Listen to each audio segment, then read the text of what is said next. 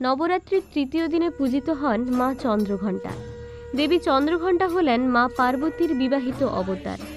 ভগবান শিবকে বিয়ে করার পর দেবী তার কপালকে অর্ধচন্দ্র দিয়ে সজ্জিত করেছিলেন এবং মা চন্দ্রঘণ্টা নামে পরিচিত হন।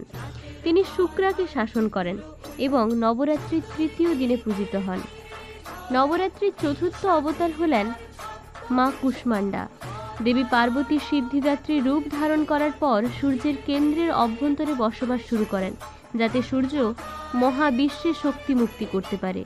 মা কুষ্মাণ্ডার সূর্যের অভ্যন্তরে বাস করার ক্ষমতা রয়েছে এবং তার দেহের দীপ্তি ও তেজ সূর্যের মতোই উজ্জ্বল। দেবীর 8টি হাত রয়েছে এবং তিনি অষ্টভুজা দেবী নামেও পরিচিত। তিনি তার উজ্জ্বল হাসির জন্য উপাসিত হন, যা মহাজাগতিক সৃষ্টি এবং বজায় রাখার ক্ষমতা রাখে।